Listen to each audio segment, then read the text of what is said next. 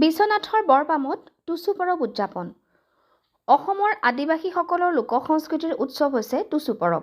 গাঁও তথা বাগিচা অঞ্চলত বসবাস কৰা আদিবাসীসকলে পূৰ্বৰে পৰাই পালন কৰি আহিছে টুচু পূজা। এইবাৰ শতবৰ্ষ গৰকা টুচু পূজা ভাগ অতি উলহ মালহেৰে উদযাপন কৰে বৰপামবাসী ৰাইজে। কালিৰে পৰা বৰপাম তিনিআলিত আই মাতৃ যুৱক যুৱতীসকলে টুচুক প্ৰতিষ্ঠা কৰি পূজা অৰ্চনা কৰাৰ লগতে গীত নৃত্যাদি পৰিৱেশন কৰে। টুচু গীত নৃত্যৰে জাগৰণ কৰা টুচুমণিসকলে ফল-মূল, পিঠা-পনা, আখৈ, মাহ প্ৰসাদ আদি দেৱীক অৰ্পণ কৰি যথাৰীতিৰে পূজা সেৱা কৰাৰ অন্তত সকলোৱে টুচু গীত নৃত্য পৰিৱেশন কৰি আনন্দ উপভোগ কৰে।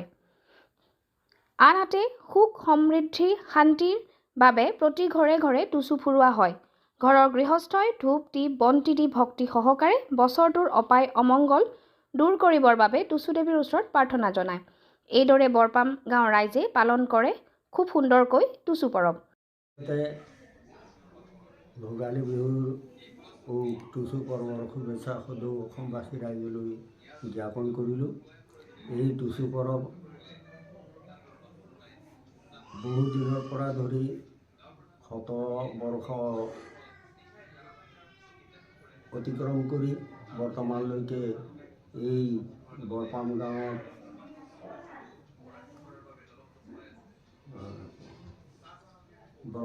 বৰপাম গাঁৱত অনুষ্ঠিত হৈ আহিছে। এই শতবৰ্ষৰ আগতেই বহু স্বনামধন্য ব্যক্তিসকলে এই টুচু পৰব অনুষ্ঠিত কৰি আহিছিল। এই বৰপাম গাঁৱত বিভিন্ন ধৰণৰ কলাকৃষ্টি হয় যদিও ইয়াৰ মাজত এই টুচু পৰবেই এটা বিশেষ স্থান লৈ আছে। আৰু যিসকল ব্যক্তিয়ে এই টুচু পৰব অনুষ্ঠিত কৰি আহিছিলে শতবৰ্ষৰ আগতেই, সেইসকলৰ যোগেদি বৰ্তমানলৈকে এই টুচু পৰব অনুষ্ঠিত হৈ আছে।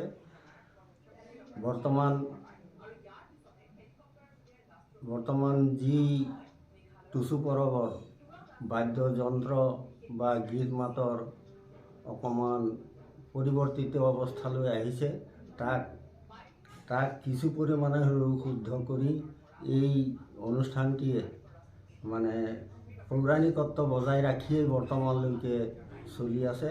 গতিকে এই টুচু পৰব যাতে কোনো ধৰণৰ ব্যতিক্ৰম নহয়, ইয়াৰ মাজত যি আধ্যাত্মিকতাৰ ভাৱ জাগ্ৰত হ'বলগীয়া আছে সেইখিনি ইয়াৰ মাজেদি হোৱাটো উচিত বুলি ভাবিছোঁ।